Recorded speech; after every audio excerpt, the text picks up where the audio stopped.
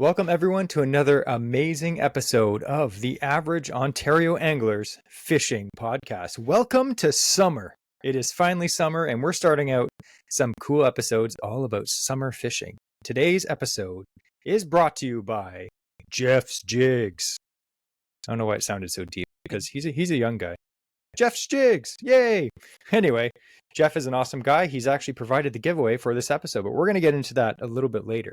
Today's episode is all about reaction bites, something that is very essential for every angler to learn how to incorporate into their repertoire of techniques, because reaction baits, bites, and baits will help you catch more fish every single time you go out fishing.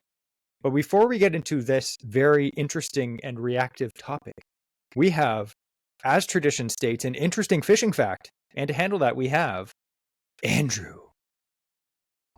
Hello, everyone.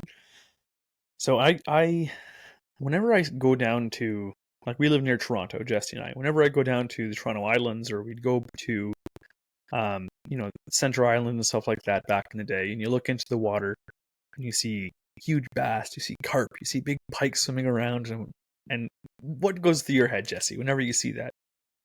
I wish I brought a rod. I know, it's like, I wish I could fish here. And it's like, then you see all the signs, no fishing. You could snag, other people wanted to go to Central Island. Well, that sucks to be them. But one thing I know of down in the States is there are tons of ponds. I know that Jesse's been down there, and there's bass in all these ponds that are absolutely everywhere. That's down in Florida. And one of the places that are down there is Disney. Disney's also in California. Now, I'm taking a really roundabout route of getting to this point, but in Disneyland, there is some pretty prime fishing opportunities. I don't know if you've ever heard of the Rivers of America in Disneyland. It's a series of man-made rivers. They're dark green water, and they're filled with fish. Now, the interesting thing about this is in 1956, Walt Disney had them stock the Rivers of America, and then guests could rent fishing poles and go for a quick catch in between rides. And the Disneyland Resort retired fishing shortly thereafter. Do you want to take a guess as to why that kind of interesting, cool fishing excursion only lasted a short period of time, Jesse? Does it have to do with crocodiles? It does not, interestingly enough. So what happened was people were catching these fish, and the rule was you could leave the fish, they'd leave it on ice for you, and then you can take it with you when you left. And they had catfish, they had perch. What was happening was the fish were being left in lockers and just rotting.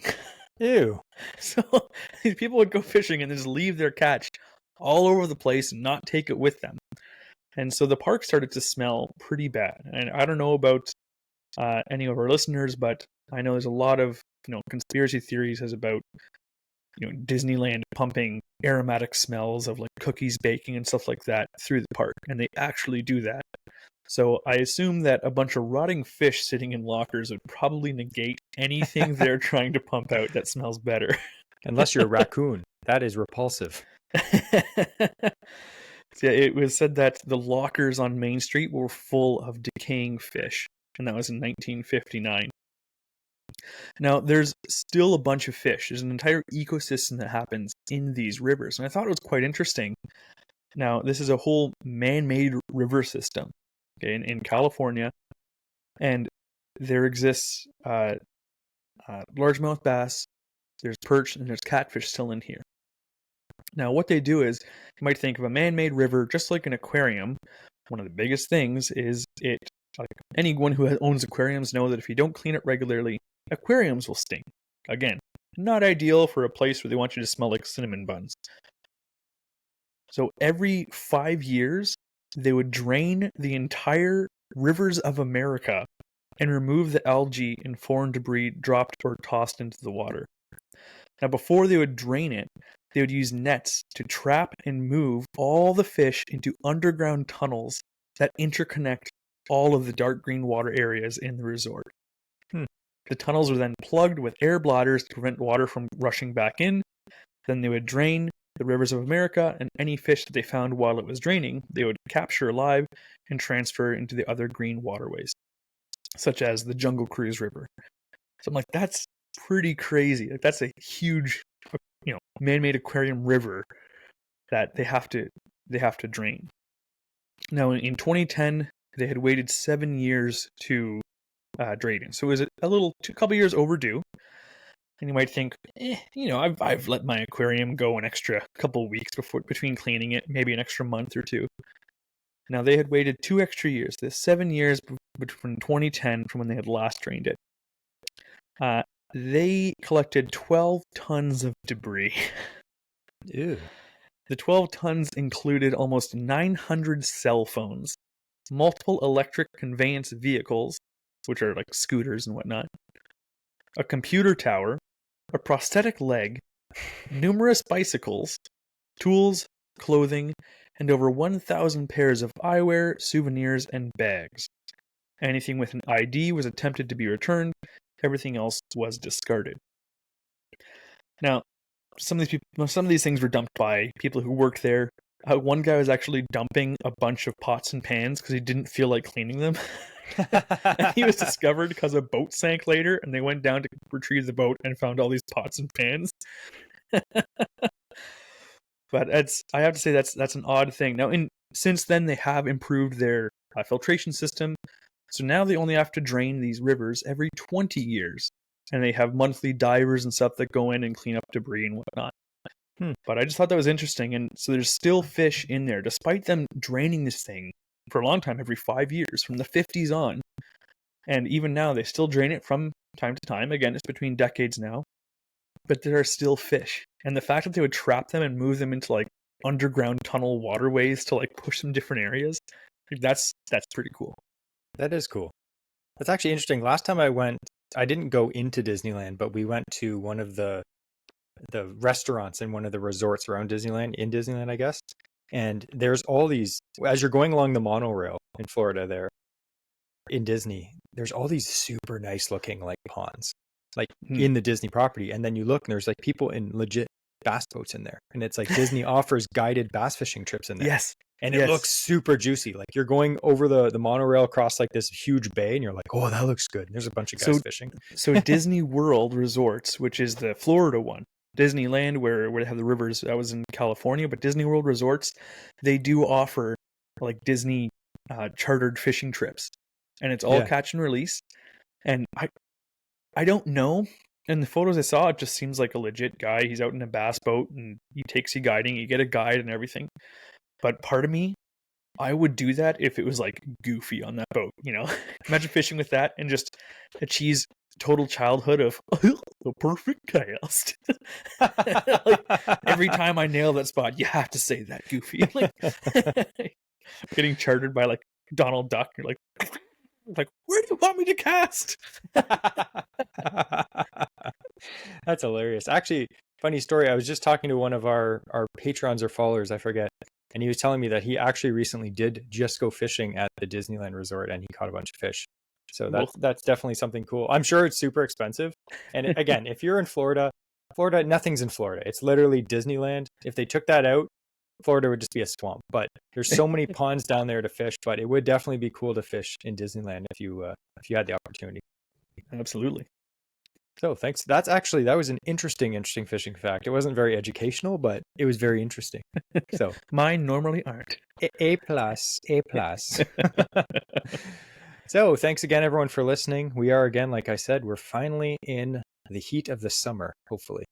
At the time of recording this, I'm hoping by the time this comes out that it's nice and warm. But you're probably thinking about one thing: bass fishing. A lot of people think about that this time of year. Bass season is open. It just opened a few weeks ago. All the zones are open now. It's July, I think. I think, yeah. I don't know. We record these a few weeks ahead, but it's July. So I thought we could talk about, like I said, reaction bites. Now, we kind of allude to this topic many times over many podcasts when we talk about different baits, like jerk baits, for instance, or when you're flipping and pitching, stuff like that. We're like, cause a reaction bite. It's essential for catching fish that are in a negative mood. So I thought we would actually delve into that a little bit deeper. and talk about a bunch of different fish species, mostly bass we're going to talk about today, but we're going to go into some other species like walleye and muskie, which are, species that, people are still catching all through the summer. Mm-hmm. And then we're going to talk about some of the best lures that you can use to cause a reaction bite from a fish. So it's going to be a very interesting episode. So take out your notepad. Just kidding. Don't do that. Just listen. You can always rewind. So there's a bunch of different kinds of bites. I'm going to ask Andrew off the top of his head. There are 4 different kinds of bites that you can get from a fish. Do you know what they are? Okay, so I'm going to guess reaction bite is one. Obviously, it's a gimme. Cop out. Okay. Yep. I would say, I don't know what you call it, but when they actually want to eat, like a feeding bite, maybe. A hunger bite. Yeah. Hunger bite. Yep. An annoyance bite, like aggravation or something. Yep. Defensive. And mistaken identity bite. Curiosity bite. So yeah, you got them. That's pretty close. So we have hunger bites. Okay. Curiosity bites, defensive bites, and reaction bites. And we're going to kind of go into these because I'm sure there might be 1 or 2 more, but these are the main ones that generally a fish is going to have. Now, I'd like to just start off by saying, generally speaking, let's just talk about any fish in general. They're going to go through a few different moods, and it may depend on the individual fish, the weather, the time of day, the time of year. But this is generally what fish are going to be in. They're going to either be in an active mood, mm-hmm. they're going to be in a neutral mood, and they're going to be in a negative mood. So those 3 moods are the way that fish are. Could be, again, throughout the day, throughout the week, throughout the month, depending on the weather, depending on the fish. There could be just some, grouchy fish that's always in a negative mood. Like, how do we know? Fish have personalities, right? Fish are like humans. We have negative moods, and yes. Some people are always stuck in one. Yes. That one guy that gives us a thumbs down in our YouTube podcast, that guy's a negative mood. He's the only guy. Just one guy. Maybe it's a girl. I don't know. So a hunger bite, like Andrew said, the fish is actively feeding. You have to think, when say you have a hunger bite, you're hungry. You go into the kitchen, you make food, you eat it. That is your objective. You're looking for food. You want food. You're hungry. That is a hunger bite. The hunger bite, when the hunger bite is on, that's the day where, that's the day to remember. Those days are always nuts. Yes. And generally, it may not be the whole day, but there may be like a time. It's like, you know what, right at, the sun's coming down, or like, some clouds rolled in and started to rain a little bit, and those fish just turn on. And when that happens, most of the time the fish will hit anything. They're just hungry. Top water, spinnerbait, jig on the bottom, wacky worm. It doesn't matter. You throw a lure in front of it, and they're going to smack it. So hunger bite, that's the one you want. Unfortunately, that's not the one you got usually. So it's like 5% of the time. Yeah. So when fish are more of in a neutral mood, it's kind of like take it or leave it. If you present something to them, they might take it. They might reject it. But at the same time, they're not going to go out of their way to chase something down, especially if it's fast. That's not what they're into. They're just kind of chilling. Maybe they just ate. They're kind of like, you know what? After you eat a big steak dinner and mashed potatoes and a beer, you just go sit on the couch. Hey, there's pumpkin pie. You might get up and have a piece. You might not. You might just undo your belt a little bit and, have it later. So that's what a neutral mood is for a fish. And a negative mood is when the fish are just completely turned off. And I'm sure you may think that most times when you go fishing, the fish are in a negative mood. And that may seem the case. But if that is the case, that's when a reaction bite is the deal. Because a reaction bite is when you cause the fish to bite and you don't give it, the ability to say no. So we're going to get into that. So we already talked about a hunger bite. That's the good one. That's the easy one. A curiosity bite is when you ignite the bass's natural instinct as an opportunistic feeder. Now, we oftentimes think of largemouth bass as opportunistic feeders. Same with pike. They see something, and they're like, I don't know what it is, but I'll try it. That's a curiosity bite. And I often think that like a curiosity bite, you see all these newfangled bass lures coming out, and they look like absolutely nothing. Like you have those like dice. It's like a dice of rubber with a bunch of like pieces of silicone coming out of it. It looks like a furry dice. What does it look like? Nothing. Does it catch bass? Absolutely. And why is that? The fish are probably curious. Fish are pretty dumb. They're not overly intelligent. They're not like, hey, that looks like a dice. How would a fish know what a dice is? They don't know that. But if it did even say inline spinners, like those are never made to mimic anything. They're just a lot of flash. They vibrate, they spin. Yeah. They're not actually designed to be an imitator of something. And yet, ever since their invention, they slay fish. Because Yeah. fish don't know what it is. Yeah, exactly. And I think when you think of like a curiosity bite, fish don't have hands.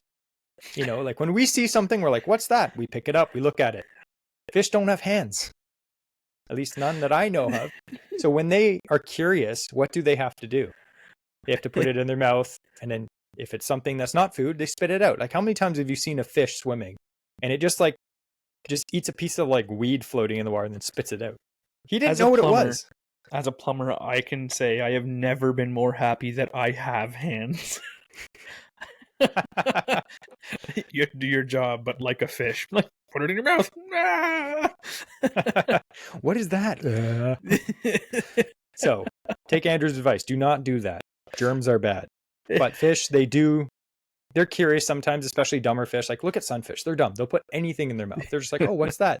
I've literally seen, like I said, fish eat the weirdest things. It'll be like a piece of like a ball of foam of garbage floating on the surface, and a sunfish goes up and puts it in its mouth repeatedly and spits it out, and then eats it again and spits it out. It's like, oh, why? What is this? What is this? I don't know. Maybe he's having fun. He's playing ball. I don't know. But that is a curiosity bite.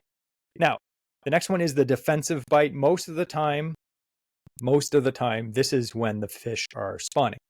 So in Ontario, generally speaking, you can't fish for bass on beds.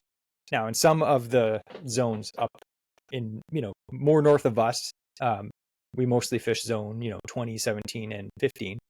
But if you're up on other zones, you can fish for spawning smallmouth on beds. Whether you agree with that or not, I'm not a huge fan of it, but you are able to fish on beds. And why is a fish going to smack a bait on its bed, Andrew? Because they're defending their bed. Yeah. So oftentimes they won't have a choice. It's a defensive bite. They're going to go up, and they oftentimes are not eating.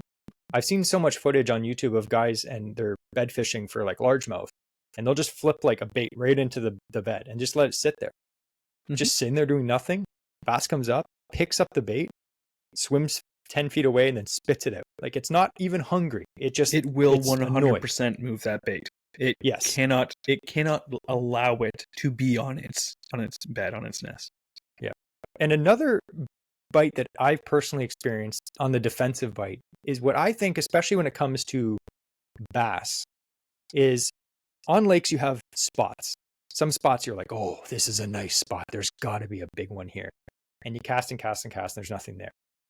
There's probably a giant bass in there, but he's just smart, or he's down deep, but he won't let anything else near his little stump.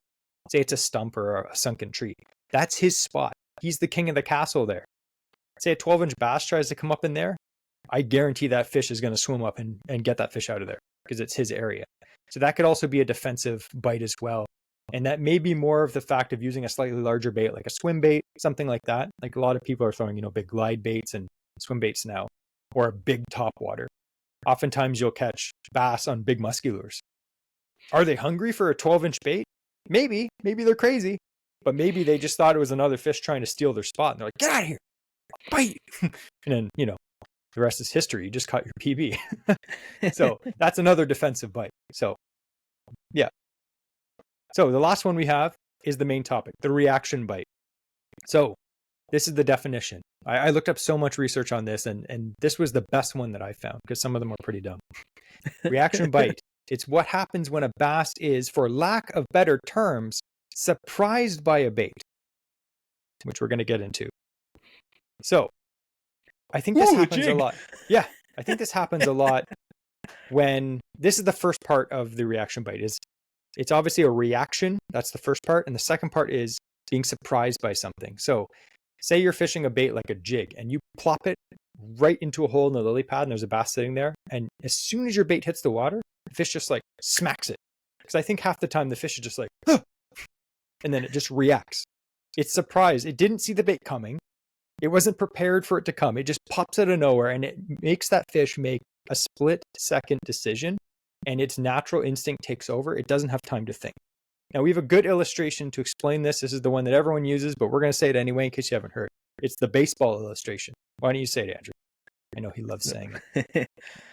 So if you're standing on the other side of a room or on the edge of your driveway, and I all of a sudden hurl a baseball at your face, you're going to do one of two things. You're going to dodge it or you're going to catch it. So that's what a bass does. When that comes down, he has to decide right away, is he going to avoid it? You might spook him, or he's going to absolutely attack it. Yeah.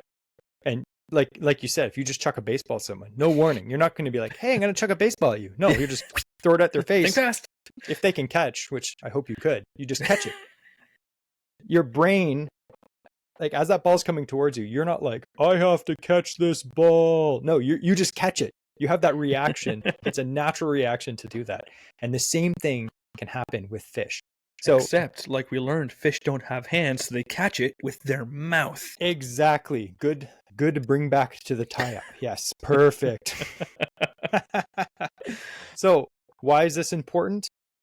You can make fish bite when they're not actively feeding. So like we mentioned, sometimes fish are in a negative mood, and you could chuck the best bait ever right by them, and they're not going to even be interested. How many times does that happen? You see like a fish swim, and you're like, oh, there he is, and you chuck the best bait. Like quivers down right in front of them, and they just slowly swim off. They don't even look at it. You're like, come on, man, that thing's perfect. Not a single times I rolled a bait off of a fish's face. Like literally, it's rolled down his head and over his nose, and they just don't touch it. So let's talk about a few situations where a reaction bite is something that is a big player in that day. And the first one I'm going to talk about is, it just happened a few weeks ago to us, is a cold front.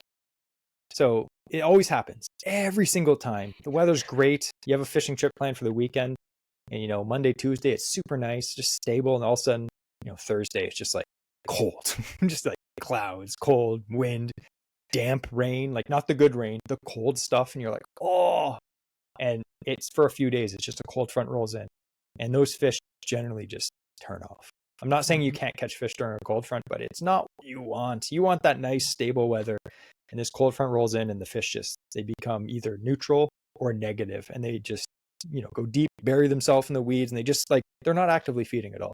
So a lure that you can create a reaction bite with can be the deal to save you on those trips. And we've had days like that, haven't we, Andrew? Like it seems like every camping trip we have, it's a cold front. Guaranteed. Well, it doesn't matter. Yeah. Even last year, like talking about bass fishing, like we love, as everyone who bass fishes does, we love a frog bite. Frog bites are awesome. And we did so poorly last year on frogs. I didn't catch a single fish on a frog last year. Yeah. And it's because every time we went out last year, it was a cold front. Yeah. So yeah, they were not actively feeding. They were not wanting something to be presented like that in a natural way. It was not the deal. Yeah. And again, there's several ways to deal with fishing in a cold front. We're going to get into just the reaction bite part of that. You can finesse, you can do all this other stuff, but that's another episode. So another thing that may require you to use a bait that causes a reaction bite would be fishing pressure. So if you fish a lake or a river or a pond or whatever that gets a lot of fishing pressure, like a lot of people fish, especially on the weekends, you look and there's just boats, and all these people on the docks and everything like that. Those fish will generally go into a neutral or negative mood, just because they know they're dumb, but they're not stupid. They see 50 wacky worms. Everyone's like, oh, they can't resist a wacky worm. They will after they get caught by it a few times. They're not that dumb.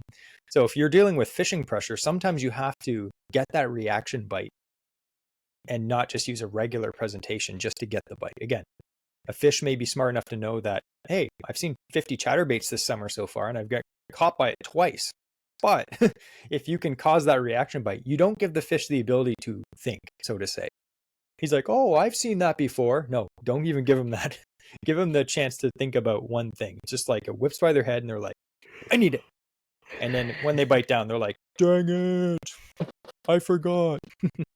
But the rest is history. I've got your PB. Just kidding. The other one I would say is fishing sunny days. And for me, this is more of a musky thing. It's always the worst. It happened to me a few weeks ago. I was fishing with Ben from Paddleheads, and we were just like super stoked. It was musky opener, and we're like, yes, it's going to be a great day. And it was just like bluebird skies, bright sun, clear water. Just like, oh my goodness. And the only fish I saw that day was on a reaction bite, or like on a bait that was causing a reaction. So I had a fish pulled out. But days like that, sometimes you need to bring out baits that is just going to cause them to react because they're not interested in doing anything else. So if something darts in front of a fish's face, like we mentioned, it will eat it not knowing what it is or even having time to think. So that's what a reaction bite is. Again, we talked about that element of surprise, like surprising the fish. But I'm going to repeat that. Reaction bites occur when the fish is not hungry, but allows for the predatory instinct to take over. When something darts in front of their face, they eat it not knowing what it is or having time to think. So I think that is an interesting point, because oftentimes when you are thinking of reaction bites, I think of like flipping for largemouth. Mm-hmm. And everyone will be like, oh, you need to have this color, you need to have that color. I'm like, what are the most popular like flipping bait colors? It's like green pumpkin, black and blue. Black. The color doesn't really matter as much because you're just like dropping it in front of their face and then they're reacting instantly to it. It's not like they're like in that half of a split second as that bait's pummeling down towards the bottom, we're like, wait a second, there's no green fleck in there. Like they don't care. They're not, unless they're the Flash and they can like see like everything in slow motion, like, whoa. And in fact, the argument can be made that to have a neutral color like that, like even dark browns, something that's natural and in that environment, like the green blends in with all the weeds. Yeah. So that reaction bite is they see movement. They're going to see it regardless of what color it is. But if it's hot pink, they may notice that as soon as it touches the water all the way down. Or if it's green pumpkin, they may only notice it, when it's within a couple inches of them. And like, oh, all of a sudden, that snuck up on me even more because it's not, standing out, flashing bright colors in their face. Yes. And I have heard some pretty knowledgeable bass guys say that green pumpkin is a killer color because it blends in just enough that it doesn't spook them, if that makes sense. Mm-hmm. Especially if you're dropping something fast, like Andrew said, it's not like they see it coming. Say like, it may not be like just the first drop, but you may be working your bait, jiggling it, pulling it up a bit, letting it drop into the next hole. So they're not seeing it come from, many feet away or like, oh, there it is. Here she comes, bright pink. So anyway, we're going to talk about a bunch of different baits, like I mentioned. One is going to be flipping and punching baits and why that causes a reaction. We're going to talk about jerkbaits, one of our favorite baits of all time, why that causes a reaction. We're going to talk about hair jigs, probably one of the most popular reaction bites in Ontario for fishing for walleye and other species. And we're going to go into chatterbaits and spinnerbaits. We covered the spinnerbait thing a few weeks ago, but we're going to kind of go over the reaction side of it, which is pretty fun. Then we're going to go into musky because I'm still musky fishing. I mean, like the water isn't that hot yet. Musky, glide baits, and dive and rise. All these lures are great for causing a reaction bite.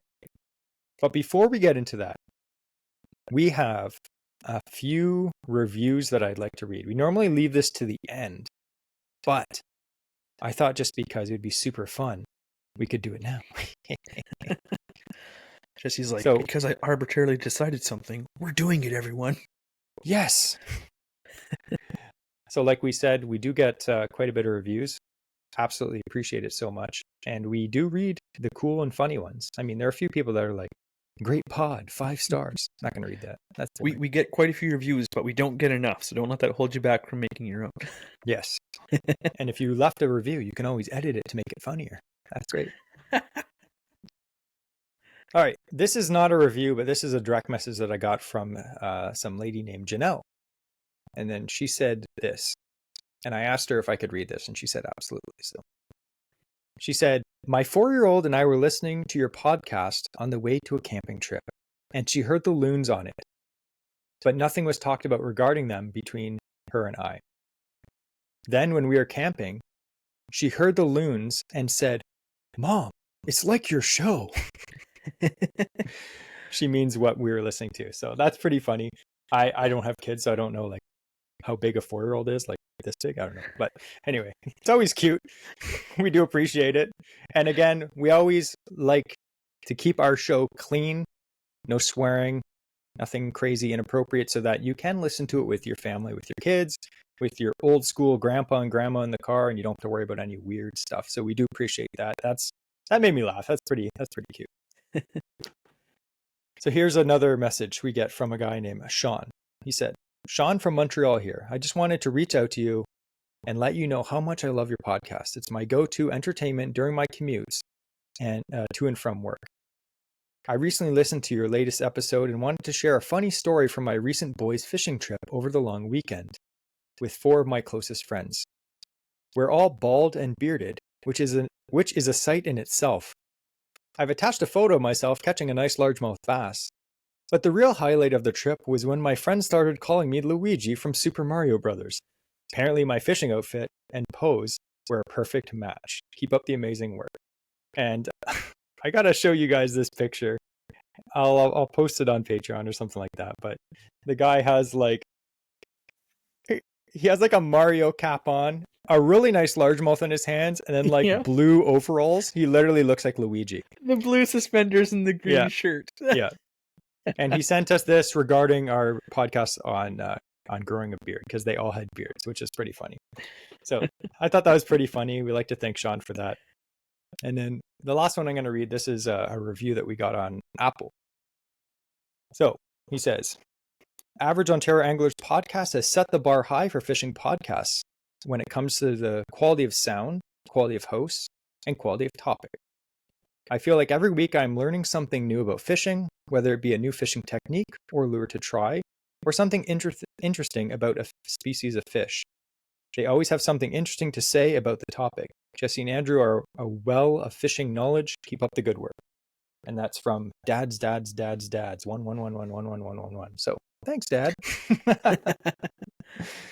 So anyway, I thought that's funny. Again, if you guys would like to leave us a review, that would be absolutely fantastic. We actually have a ton of reviews on Spotify and a ton of written out reviews on Apple as well. I think we're getting up to like 400 reviews or like star ratings combined. So that's pretty fantastic compared to a lot of other shows, which are way bigger than us with less reviews. So thanks, guys. That's awesome.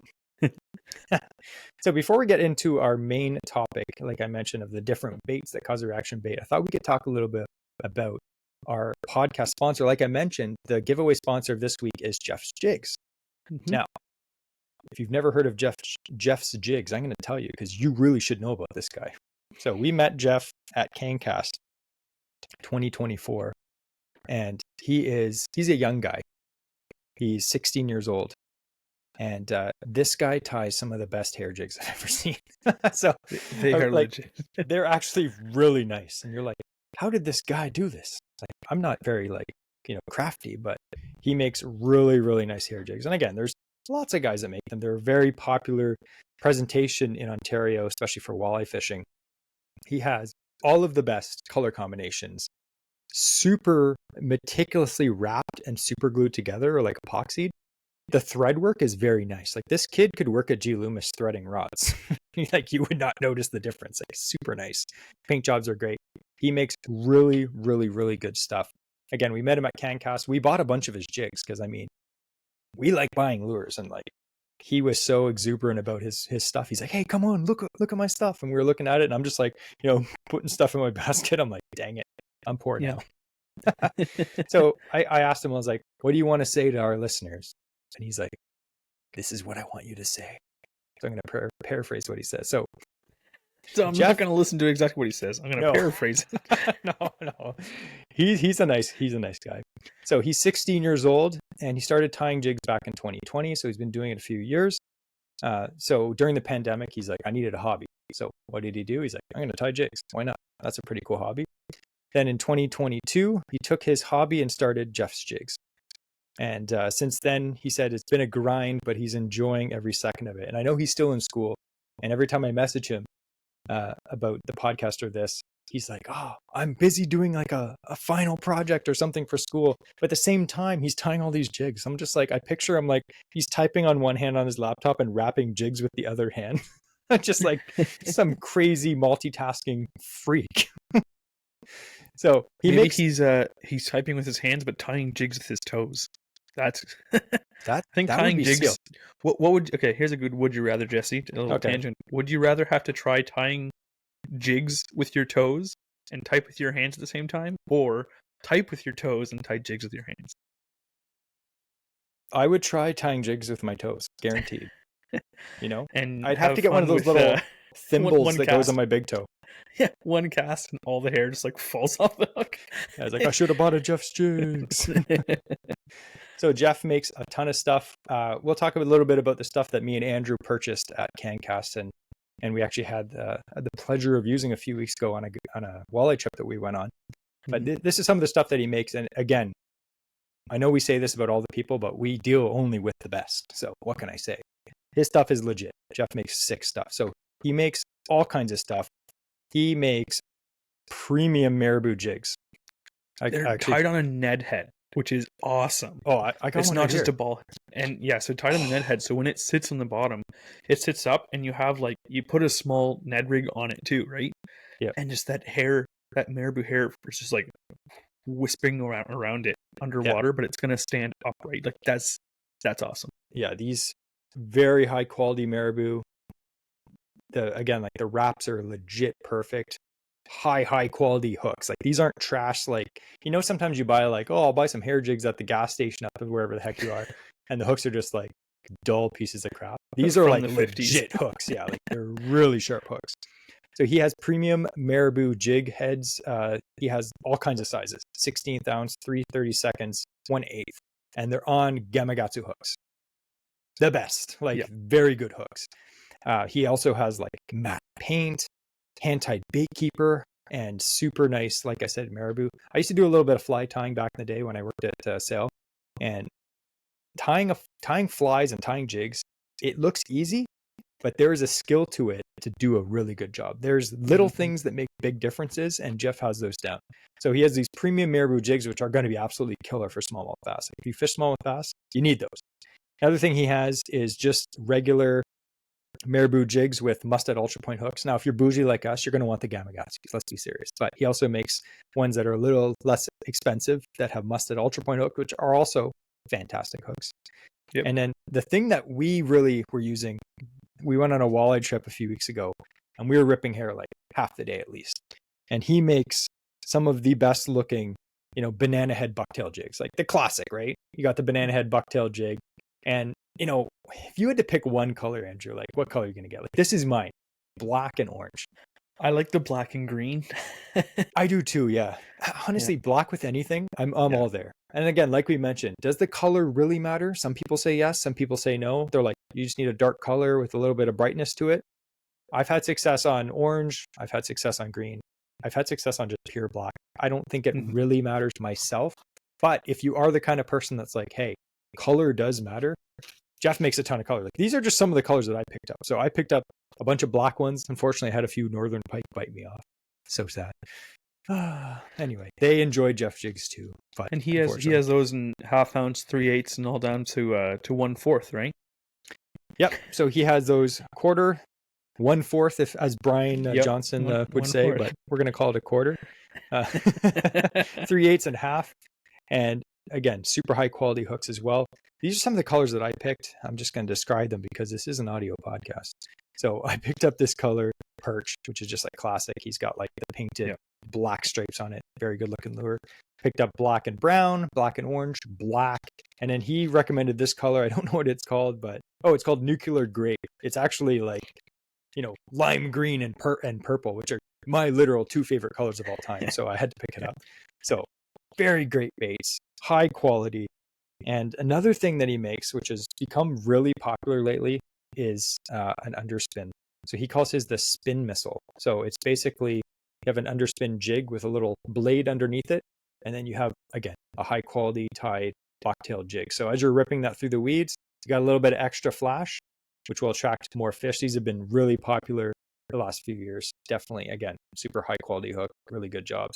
The cool thing is with, again, we said his wrap jobs are amazing. I'm sure we've all bought hair jigs over the years, and you make a few casts, catch 1 or 2 fish, and then the thread just gets all chewed up. It's like they put like 1 drop of glue on it just to hold all the thread together. It's like all the hair just starts puffing out. You're like, oh, I'm going bald. But these are legit. I fished like one all day, the same one after the pike bit me off, and it still looks like almost like perfect right out of the box. Yeah, pretty impressed. So high quality jigs. One other cool thing that I said that I would mention too, I haven't tried these yet, but I think it's a really cool product, is he makes these Remember these? It's the Marabou drop shot hooks. Yes. So this is cool, and this is something that I haven't seen. So he has these high quality drop shot hooks, but he's tied like a tuft of marabou on it. So he said you add this as your drop shot hook, and then you put like a little plastic drop shot bait on it, like something black. Like these are black, the ones I'm holding, and it just gives it that extra like undulation of the marabou. And as I said before, I used to do a lot of fly fishing. Marabou is popular for a reason. It has such a natural breathing action underwater. So if you're fishing a high pressured lake or river, especially for smallmouth bass, I feel like this could give you the edge on some days. So he makes a whole kinds of good stuff. Just as a side note for the drop shot, the reason why I think that's genius is from many times before when Jesse and I talked about drop shot on the podcast, we say how it is so hard to actually keep that bait from moving. The way the drop shot system works, so you hold your rod steady and you try not to move it, and that bait's still quivering underwater. As soon as you put marabou, there's no chance that it's not moving underwater. It's going to have some sort of movement on that hook.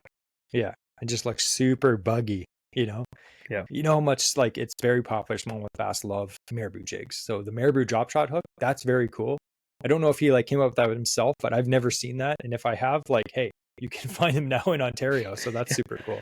Yeah. So to wrap up the Jeff's Jigs giveaway, Jeff's actually going to give away, I don't know exactly what, but it is a pretty nice bundle of what we just talked about. A bunch of jigs, a bunch of spin missiles, a bunch of drop shot hooks, stuff like that. If you win this, you will be very happy. And if you aren't someone that uses lures, why are you listening to this podcast? Just keep it. Come on, guys. So how can you find Jeff? Jeff is on Instagram. He's also on Facebook. I'm going to put the links of how you can find this guy down below. Again, make this guy happy. Like, you have to think, if you buy like jigs from the store, like Northland or whatever, they're great jigs. If you buy a bunch of jigs from this kid, you're going to make his day, and you're going to get some high quality jigs. So help a guy out, buy some high quality jigs. We're going to talk about ripping hair in a second. So that is the giveaway. Again, the giveaways are available only to Patreon members that are supporting the show. There are expenses to the show every week. So what we do is when you donate $2 a month, you're automatically entered into every single giveaway. Some exclusions apply. You can't live in like Finland or anything like that. But if you're in North America, you can. You just aren't automatically entered at that point. Yeah, unfortunately. But yeah, so if you are a Patreon member, you're automatically entered into all the giveaways. And you know why we do this? We don't get anything out of these giveaways, but we really enjoy supporting local shops and local bait makers like Jeff from Jeff's Jigs. And when they donate a giveaway to us, it's a way of us giving back. We thank you for helping support the show. And hopefully you can win some of these sick giveaways. And again, we've had a bunch of really good ones this year so far, and we have a lot of really cool ones coming up as well. So that's the giveaway. We're going to talk a little bit more about that at the end of the episode as well. So we're going to talk about lures, like we mentioned, that cause reaction bites. So why don't we start off with probably one of the first lures that we use every year, and that is a jerkbait. And why don't you kind of take that one, Andrew? So jerkbaits are really effective as reaction because you're essentially triggering a reaction bite the entire way back to from the beginning of your cast to the very end. Because as this is coming, even if let's say the fish is seeing it coming approach them as you're jerking it in, it's gonna like stop in front of their face. You're gonna pause, and then all of a sudden it darts away. And their reaction at that point in time, even though they've seen it coming, they now have to make a decision before it gets away. What am I gonna do? So even that's a great way to get a reaction strike and still cover water. So you're not just, I can just, flip a bait in this one spot and it's not there, reel up, flip it into the next spot. So with the jerkbaits, you can cover a lot of water while still trying to get that reaction strike. Yeah. And like you said, a jerkbait, I think we mentioned this a few podcasts ago, but it's a great bait for attracting attention from a long way away, kind of like a spinnerbait is too. Because it's such a random darting action. I think one of the reasons that jerkbaits work so well is they perfectly imitate a bait fish that's just whacked. So if you ever see like a bass or a pike just swimming around and there's sunfish everywhere and perch, and you're like, why aren't these guys afraid of it? They're literally right there. And the bass is just in a negative mood. I think fish can pick up on other fish's moods. And they're just like, like you see that on kind of like National Geographic sometimes. You see like a shark swimming around and there's all these fish around it. And the fish are just like, they're not bothered by the shark because for whatever reason, they know that it's not in an aggressive mood. But the same thing is with bass. if they see all these sunfish and they're not in an aggressive mood, they're not going to bother them. They're not going to eat them. But if they ever randomly see a sunfish just like twitching around, just like up near the surface, they're just like, oh, well, that's easy to eat. Like something's wrong with that. It doesn't require any effort for them, because that fish is clearly, it's on its way up, basically. If you ever see a minnow and it's kind of like, dying, it's kind of like just twitching and then it stops. And it kind of kicks again and then it stops. That's exactly what a jerkbait does. That's exactly what it does. That's why it works so good. So many people will buy like a husky jerk, classic jerkbait. They're like $10. And they'll just cast and reel them in. And yeah, they have a cool wobble. It looks like a minnow swimming. That's fantastic. You will catch tons of fish doing that. If you fish a jerkbait like a jerkbait and not a crankbait, you'll catch way more fish, in my opinion. So you'll cast that bait out, you give it a few cranks of the reel to get it down to depth, and then you just like rip your rod down, and that bait just jerks down, and then you pause, and the bait just sits there. And the fish, you have to think, the fish is like, what's that? And it swims over. Like we said, curious. Fish are curious. And it's looking at that bait. And all of a sudden, it just like tries to dart away when you jerk the rod again. And that fish has to make that split-second decision again. But with a jerkbait, like you said, you're working it for a long time. So it gives the fish so many opportunities to have that split decision. And they must be pretty dumb, because they may be following that bait for a while until finally just one of the random jerks makes it decide to have that reaction. So it's a great bait. Like, fantastic. And like we said, it's one of the first baits we use in the spring, because like fish in the spring, when the water's like ice cold, they may be hungry, but because their metabolism, they're so like lackadaisical, like, oh, look, there's a minnow. And because a jerkbait can be fished super slow, it gives them so much time. Sometimes we'll let our jerkbait sit for 10-20 seconds. We're fishing this spring, like we mentioned, in water that was like, what, 38 degrees. 38 degrees. 38 degrees. Like, it was ice cold. And we would let our jerkbait just sit there. And then you can just picture a pike swimming up to it and just looking at it. Just literally, I've seen videos of pike just staring at bait. You ever see that? Like those ice fishing videos where they're hanging dead bait and the pike's just staring at it for like 2 minutes. It's like, I've seen it when it follows it to the boat and it's just sitting there staring at the bait right beside the boat. I'm like, what do I do now? Just eat it. So that's the great thing about a jerkbait, is it looks like it's a dead minnow, and then it just has that last little, oh, I'm out of here. That last twitch, and the fish is like, nope, you're mine. And they crush it. That's why a jerkbait is 100% a lure that you need to have. 100%. We got to start saying that more. 100%. Yeah. It got to the point where we started saying it so much, I just had to start editing it out of the audio podcast. I'm like, wow, we said that 816 times. So that is one bait. And again, jerkbaits work for everything. In different sizes, like Andrew has tiny jerkbaits that are like half the size of my pinky. Like, they're so tiny. He casts them on his little BFS rod. And what do you catch on them? Anything. Everything. Yeah.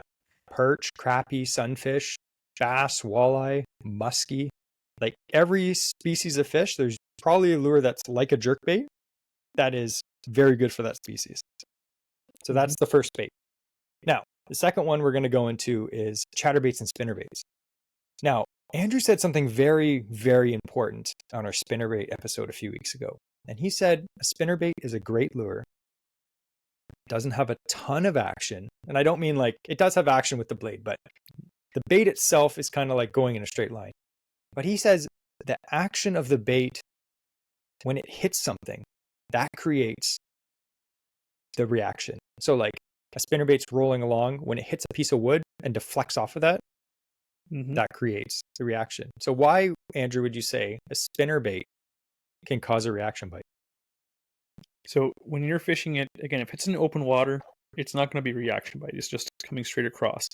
But as soon as you use it where it's going to be effective, extra effective in cover, where it's weedless and it's going to be a great option, it's going to be coming through, hitting off reeds, hitting off weeds, hitting off timber. And every time it comes across, it's running straight. It's kind of like a pause. The same thing with the jerkbait. It's like that pause section.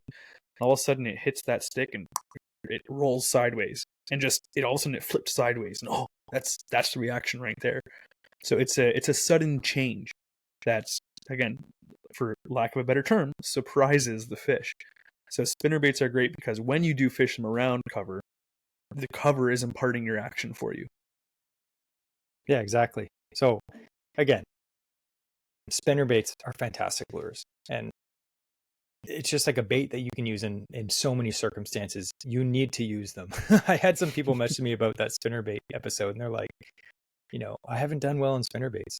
My advice to you would be put a spinnerbait on and just go fishing and don't take that lure off. Just fish it everywhere and just learn how to use it, because they're such an effective tool. Now, going on the other side, the chatterbait. A chatterbait, one of the best ways to catch a fish on a chatterbait. You can just cast them out and reel them in. You'll catch fish. You will 100% catch fish. One of the best ways, though, to elicit a reaction strike when a fish are kind of in a negative mood, because when they're in a positive mood, they'll swim up and grab it. We've seen it. Like, we went early season bass fishing this year. We fished chatterbaits. We were having like 3 bass chase the chatterbait at once.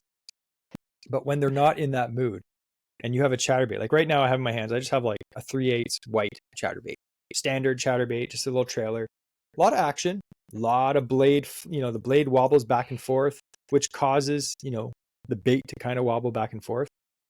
But the cool thing is, when you fish these, the technique is ripping it through grass or weeds. So I'm not saying you go up to like the thickest clump of weeds in your lake and just chuck your chatterbait in there and be like, man, these guys are idiots. My bait gets, hung up. No, we're not saying to do that. Find like a weed line where there's still the occasional stalk of like coontail or milfoil popping up. Cast along the edge of that. Let your chatterbait, because the chatterbait is not weedless, it does have an exposed single hook. Let it grab onto a clump of weeds.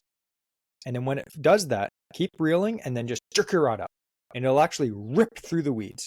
So what happens is your bait is, like Andrew said, like a spinnerbait. It's just moving along, chattering along, and a bass might track it and it's following it. And it's like, what is that? I'm curious. Or that looks like food, but I'm not hungry. That's fine. I'll just watch it. And it's going along, and all of a sudden it hits a clump of weeds and just sticks there for a second. The fish is like, what? And all of a sudden it just like rips through. They're like, whoa, boom. They come up and smack it. There's been so many times. I fished this buddies tournament with my buddy Rob, and we were fishing on Rice Lake. Spot burn. Just kidding. We're fishing Rice Lake, and the only way we could get the fish to hit that day is I got 3 of the 5 scoreable bass, and 2 of them were the biggest fish of the day, ripping chatterbaits through weeds. That was the only way I could get the decent fish to bite. We were literally casting along a weed line specifically to get snagged, and then just ripping the bait through, and then it would go for maybe 3 or 4 feet, get stuck again, then rip it through. And to do that, you need to have, I usually like using a glass rod, but for this technique, I like to use a slightly stiffer, like medium heavy rod, and braid, so I can actually just like cast it in and then just like snap the weeds off the hook. Because if you have too soft a rod, you won't be able to snap the weeds off the hook, and it'll just like clump onto the hook. So you actually need to like snap it. And another thing too, a lot of times with the chatterbait is the weeds oftentimes don't get caught on the hook, because with the blade, it's still in front of that hook edge, the hook point. Yeah. But what'll happen is, because that blade is going side to side, the weed will get caught right behind that snap and an edge of that blade. So it'll stop vibrating. You'll feel it. You'll know exactly when you hit something like that. Yeah. It'll just it's feel either mushy. a weed or a fish. And you're like, okay, time to rip it. Yeah. And as soon as you rip it, that blade will then kind of cut right through the weed and then keep chattering right away. Yeah. So it's oftentimes, you'd be surprised how little you ever have to pick something off the hook on a chatterbait, even fishing it this way. I know, like ripping jigs, you're going to get into that too, but sometimes you'll be picking off a bit of weed here and then because it's an exposed hook. With chatterbaits, you'll find there's less weeds to rip off. Again, you're fishing less dense weeds, perhaps, than we're going to talk about hair rigs or hair jigs. But because the weed's getting caught on that blade, it clears itself pretty much like 95% of the time. Yeah. And like you said, sometimes when you snap the lure through the weeds, a fish grabs it, and you basically, when you snap it through, you're just setting the hook because the fish is already on the bait. Like, they're right up to the bait, and then when it rips through, they just snap it like super fast. They smack it. So you'll be just snapping it through, and all of a sudden you'll snap and oh, you have a fish on. And that's one of the coolest bites ever, like a reaction bite. Because oftentimes you're not expecting it at all. You just like, you're snapping your rod to clear weeds off, and all of a sudden the 3-pound bass is on the end of your lure. It's like, oh, wow, that's cool. Yeah. So definitely try that out. Again, there's certain circumstances where you have to do this. Don't try it in the thickest of weeds. Try it around sparse weeds. And it is very effective. It's very effective for bass, smallmouth and largemouth, but it also works for anything like walleye, bass, musky, anything like that. So that's a cool bait, chatterbait. So the next one we got here is flipping and punching. Now, I didn't want to grab like a full out Texas rig because I don't have anything rigged up. So what I have here is a punch jig. This is actually a really nice punch jig from Jacked Up Jigs, which I guess I shouldn't be mentioning another jig on a jig sponsored episode, but this is just a jig. It's okay. Jeff's jig doesn't have he doesn't have punch jigs yet. So this is a punch jig, and the reason that I picked this jig is because this is a bait that I'm going to cause a reaction bite with. This is a slightly heavier one. This is about 3/4 of an ounce, so it's a heavier jig. It's got a very streamlined head, so when you punch this through the weeds, it's just gonna, punch through and then shoot right to the bottom. It's not meant to be a slow fall with a little, as your craw trailers flap slowly to the bottom. That's a great technique when the fish are like, hungry. But when I'm trying to cause a reaction bite, I want the bait to fall really fast. And again, that's the whole baseball thing. Like, Andrew, catch. I'm not going to tell him. I'm just going to throw a baseball at his head and he's going to catch it. I'm going to make the fish catch this jig in their mouth. And then I'm going to teach them to fly when I set the hook. I challenge, if someone's trying to think of why does a punching jig work, I challenge you, I defy you to not react while a meteor smashes through your living room ceiling. That's what's happening with this. So you're going to react to something just plowing through what you thought was a nice solid cover above you, right in front of you. And again, bass don't have hands to block their face and be like, ah. So it's either I leave or I eat it. I think the difference though is you don't try to eat a meteor, Andrew. What if it was made of burgers? It's like Cloudy with a Chance of Meatballs or something. Fair enough. So anyway, when you're flipping and pitching and punching, basically, again, like we said, the moods of the fish change. So sometimes when they're active, I don't say, especially when I'm fishing shallower water, say like water less than 4 feet of water, when I'm flipping for bass around lily pads, around, slop and reeds and stuff like that, I don't want my bait just to fall down instantly. Because sometimes if you're using a heavy enough jig, as soon as you pitch it in the water, it'll be at the bottom like instantly. So you don't want that.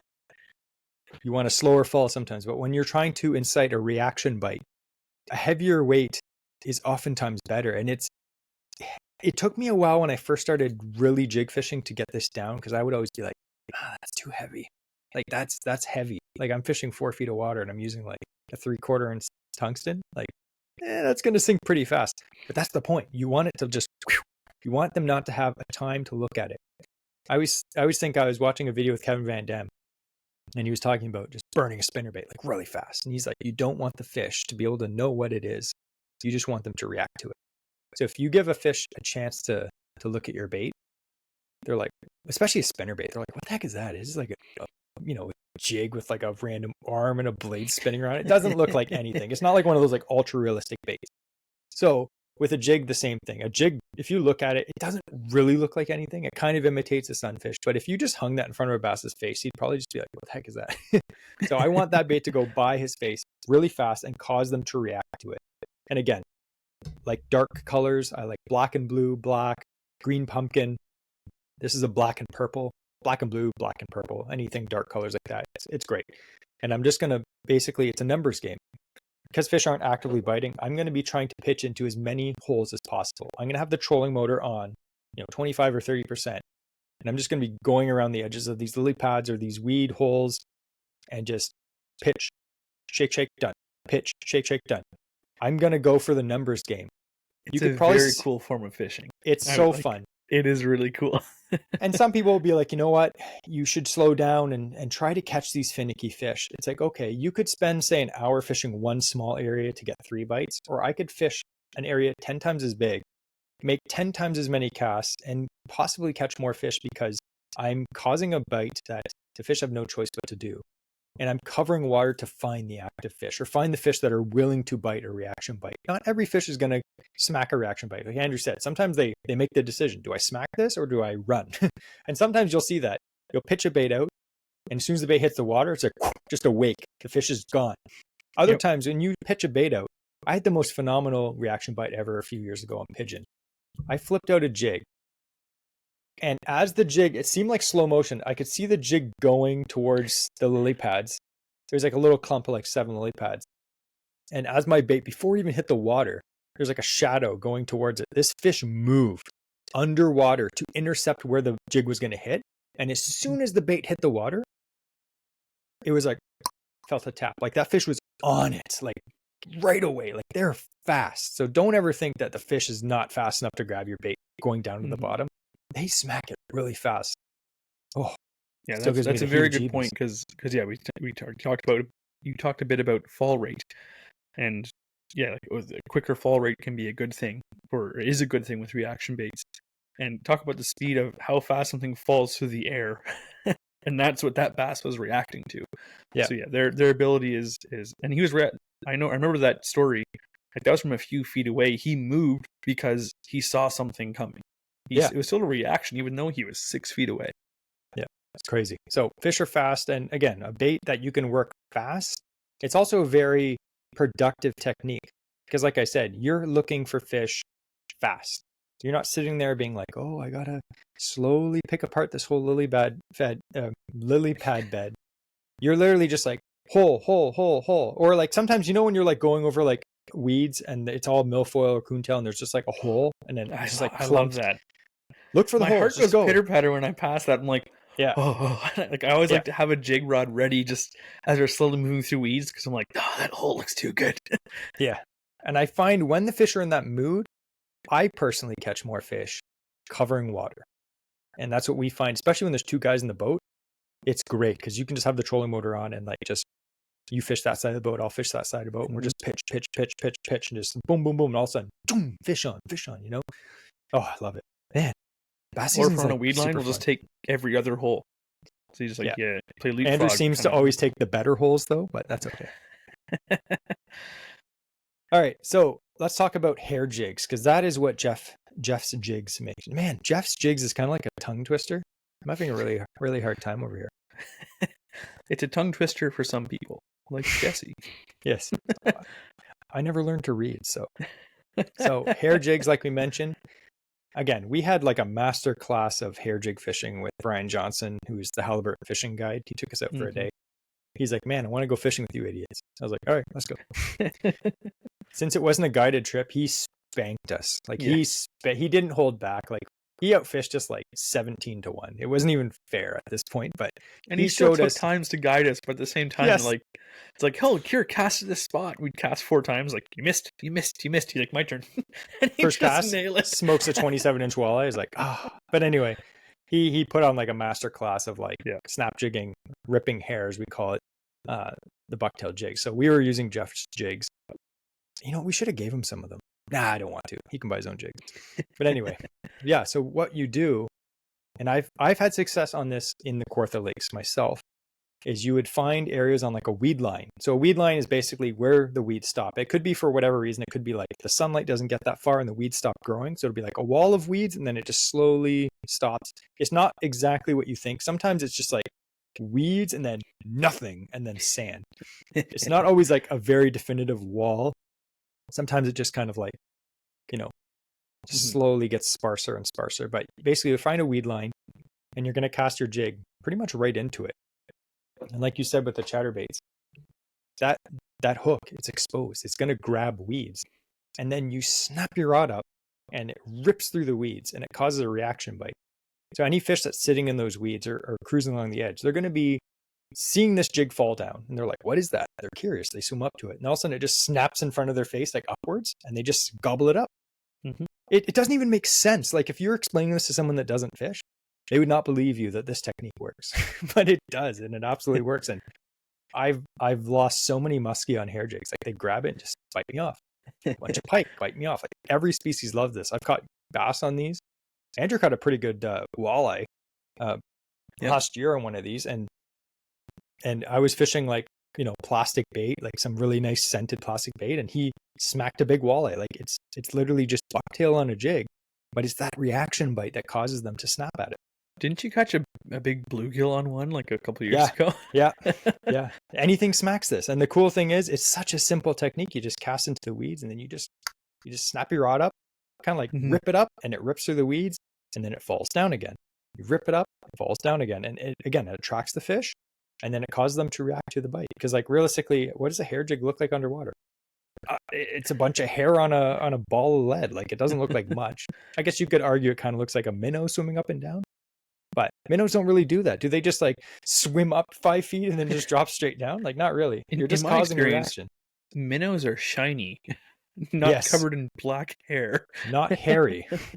So, again, if you have never gone hair ripping, what do I say? Ripping hair. I was going to say hair ripping. Don't go hair ripping. That's illegal. Don't just rip people's hair out. Come on. But if you've never done that, definitely pick up some hair jigs from Jeff's Jigs and try it out. It's such a cool and simple technique. And again, hair jigs are not expensive. You can buy a whole bunch of them for a few bucks. And just go out there. You don't need any fancy gear. You just need, a medium, even a medium heavy rod, straight braid. Like I said, it's a reaction, but you don't have to worry about like fluorocarbon or anything like that. We were just tying braid right to the jig, just cast it out and just rip it right through the weeds. And it's a very cool technique. So ripping hair, very cool technique. And again, check out the link down below in the show notes so you can check out Jeff's Jigs and buy some. And make sure you say that we sent you, because that'd be really cool. Jeff would be like, thanks, guys. So the last one we're going to cover, because, hey, my mind's always on musky fishing. In fact, today me and Andrew are getting on sports, and I was looking at a bunch of really expensive and stupid musky purchases that Andrew talked me out of. So my mind's always on musky. Hey? I only temporarily talked you out of them. Oh, yes. We both know you're getting most of what you picked up today. It's a problem. It's a problem, guys. It's a problem. But my mind's on the musky fishing, and there's only a few weeks left until it gets too hot to fish for musky where I fish for them. So I'm going to try to like pack it in. A lot of guys are like, oh, you bass fishing this weekend? No, I'm fishing for the toothy guys, the kings of the lake, the sturgeon. Just kidding. Musky. And if a trophy bass happens to hit that, 10-inch bait, why not? Exactly. I mean, like, I've caught a lot of big bass when I've been musky fishing. Actually, quick story. I was fishing last year with my buddy Paul, and we were fishing at night. It was like night, and I was fishing this big spinnerbait with a big Colorado blade, just thump, thump, thump, thump, thump. And I just got this new musky rod. It's a heavy, so it's a little stiffer than what I normally use for smaller baits like that. And I just got pounded. Like, this fish just crushed my bait. And I set the hook thinking it was like a 45-inch musky. It was like a 3-pound bass. And you might think, okay, a 3-pound bass, that's a decent bass. But on a heavy musky rod, it flew through the air like it was a 5-inch bluegill.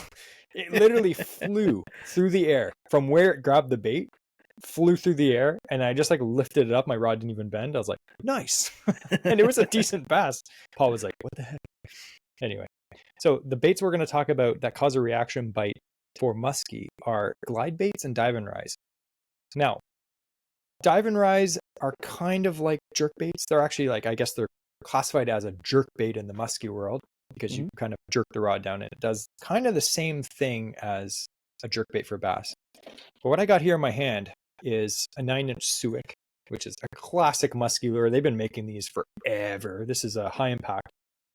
This color is called baby duck. And you know why? Because it looks like a duck. No, it doesn't. It's like brown on the top with sparkles and yellow, which apparently is what a duck looks like. I've never seen a duck with sparkles on its back. It looks like my dad's mop handle, let's be honest.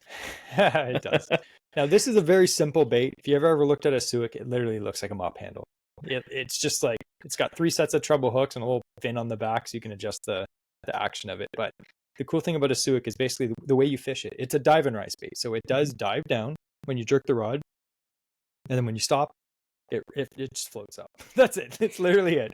And when me and Andrew first started fishing Suics, we're like, this is not going to work. I don't know how these are popular, because it doesn't do anything. It literally just jerks down and then floats up, and then jerks down and floats up. And I was so skeptical until the first day I caught my first Suic fish, and it happens exactly. It was textbook. You know when that happens when you watch videos on YouTube and you're like, how to fish a Suic, and they tell you to do it. You go out and you do that exact thing, and you catch a fish like exactly the way that they say it should happen. That's what it was. It was so satisfying. I chucked out a Suic. It was actually Andrew's Suic, because he was kind of like, you didn't own one yet. So I put on his Suic, and Suics are very notoriously hard to tune. They have this like this metal fin on the back you kind of have to tune. So it was just like, I was working it, and it was just like rolling on its side, and it was crap. So I was like tuning it, casting it. I was like, oh, that's crap. Tuning it. And finally I got it, and I'm like, okay, that's good. So first actual cast with the thing, I chucked it out, and it was a bright, like perch color. And it went down, and then it started rising up. Literally the first part of the cast, and this muskie just came up and T-boned it. And I like looked down and I was like, what? And then I set the hook and I got this musky, and it wasn't a giant. I think it's like 30 something inches. It wasn't huge, but that alone just, it reiterated in my mind that like dive and rises and reaction bites like that work, because we had fished that area already for many minutes. Like we hadn't just got to the area, we had fished that area thoroughly. And I check out this bait. We were about to go to the next box. We fished all around this big clump of weeds. Yeah, it came around once or twice, and it was just before you left, you nailed it. And I think that fish was just sitting along kind of that edge of the weeds, and he probably saw like I chucked everything past there, like bucktail, all that stuff. But when I jerked this large bait right in front of his face, he just grabbed it. Like that was his main reaction, just to be like, that's mine. And it's just a fast dive down and then rise and then dive down. So that is a great lure for muskie. Again, this is just the Suic brand. There's tons of other ones. There's Bobby baits, there's Titans, there's all kinds of baits. They look like do nothing baits. If you cast this out and just reel it in, you're not going to catch anything on it. It literally doesn't do anything. But when you impart that simple action, you make the fish's instincts take over. And again, fish are not intelligent. So this doesn't really look like anything. It looks like a broomstick, like Andrew said, or a mop handle. But when you make it act like a dying fish and make it shoot right by their face, they smack it. That's why these are super popular. And they've been best-selling musky lures for like, what, 100 years? Like, I don't know. They've been around for a long time. Yeah.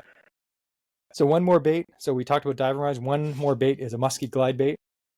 This here is actually one of my favorite musky glide baits. This is the Rapala Haku, which is actually a very affordable glide bait. If you look into musky glide baits, they're expensive. Like they start, like a cheap one is like 40, 50 bucks. But the Rapala Haku is actually like 30 bucks, something like that. It's not a huge glide bait. This is more of the size that I'd use in like the Kawarthas early season. I think it's like 4.5, 5 inches long, and I think it's like 3 ounces. It's not a big bait for musky. But the cool thing about this is the way that a glide bait works is you cast it out and it kind of sinks slowly. And then when you twitch the rod, it zigzags underwater, back and forth like that. Kind of like walking the dog for a topwater with like a Zara spoon. Why would that cause a reaction bite though, Andrew? Well, again, the biggest thing there is change of direction. So if a muskie, we all know muskie like to follow the bait. So even if a muskie isn't actively feeding, they're curious fish, and they will follow something with no intention of eating it, and they'll follow it all the way to your boat, look at you, and then sink into the depths, and that was a good day. Yeah. But as it's coming in with a glide bait, all of a sudden you're kind of chopping that handle, you're twitching your rod, and just like a jerk bait, instead of just kind of jerking forward into the side a little bit, on a jerk bait, the glide bait all of a sudden is 2 feet to the side, 2 feet to the other side, and that massive change of direction is what triggers muskie, especially. Just like we talked about before on previous podcasts about doing a figure eight for muskie. It's that change of direction. It's that change of speed. It's the things that trigger the strikes, because the muskie, even if they are in a feeding mood, are following baits, and they need that reaction to trigger it. So with a glide bait, you're essentially having reaction like triggers the whole retrieve back if you're fishing properly. So it's going to be coming side to side, and again, you're giving that muskie, whenever it is along that retrieve, an opportunity to all of a sudden, I need to hit that now. Exactly. That's actually a really good point, because think of like the most popular musky lure of all time is a bucktail, right? Like here I got a 88. That's just like a standard, bucktail that anyone would throw all summer long. The main times you're going to catch a fish on a bucktail is right away, like the first 5 feet of the cast, or at the boat. And what is the reason for that? Well, you cause a reaction as soon as it hits the water. That fish, if it's sitting within, a few feet of there, and this bait just drops in the water and starts spinning, that's a reaction. That is a crazy change of direction. Like it's just like in there and boom. And then oftentimes, like Andrew said, muskie are notorious for following your bait. So if it doesn't smack your bait right away because it lands right near it, say it's maybe 10 feet away, as your bucktail is just pretty much straight retrieve. I know you can like pulse it and do stuff like that, but straight retrieve back to the boat. That fish is just like, he's interested, he's looking at it. When do they hit? On the figure eight beside the boat, because it's a rapid change of direction. You're triggering the bite. The triggering quality of this bait as you're straight retrieving it is not that good. But with a glide bait, like Andrew said, whole cast is a series of triggers. It's like trigger, trigger, trigger, trigger as it's zigzagging underwater, which makes a glide bait and a dive and rise like a suet really good when the muskie are turned off in cold fronts, early in the season when the water's cold, or on days where it's like high skies, super sunny, and the fish are just in a negative mood. So we covered a lot of baits, didn't we, Andrew? I think so. Do you remember what they were? We covered about as many baits as I go through, in the first 2 hours of fishing. Yeah. And I will hang it up by the back treble on the side of the boat. Yep. Andrew's boat looks like, the dumpster at Bass Pro Shops after a few hours in the back, just lures everywhere, fishing line, bunch of snacks, disappointment, So we hope that you guys enjoyed this episode. All about reaction bites. It is something that if you don't, capitalize on, you're missing out big time. It is something that will help you catch more fish, guaranteed. It's something that once we kind of dialed in a bit, like again, we're not professionals, but we do pretty good sometimes. Most of the time, not really, but sometimes we do. But once we dialed that in, we started catching a lot more fish. And a lot of those things, like we said, it's not learning something crazy. It's just learning to use a new technique. Learn to use jerkbaits properly. Do you know how to use a jerkbait properly and catch a lot of fish on them? I'll tell you, I started catching way bigger and more fish when I learned to use a jerkbait properly. 2 of my biggest fish so far this year caught on a jerkbait. If I hadn't been fishing them properly, I probably wouldn't have caught them. So learn to use a jerkbait properly. Learn to fish a spinnerbait or chatterbait properly around areas to trigger strikes. You'll catch more fish. I guarantee it. That is an AOA guarantee. You can take that to no bank because they won't know what that means. You can take it to the riverbank. Yes, cash that at the riverbank. So anyway, great episode. We'd like to thank Jeff from Jeff's Jigs. See how I said that very slowly so I didn't mess it up. We'd like to thank Jeff from Jeff's Jigs for our awesome giveaway. Again, Patreon members will be automatically entered. And again, if you're not someone that likes jigs, I don't know what to tell you, but I guess you could give them to someone that does like jigs. But if you don't like jigs, you should really learn to like jigs, learn to like it. So before we end this episode, again, I'm going to put everything below in the show notes about Jeff's Jigs. But before we end this episode, we are going to have the quote of the week. And what is the quote of the week, Andrew? My name is Jeff. Perfect.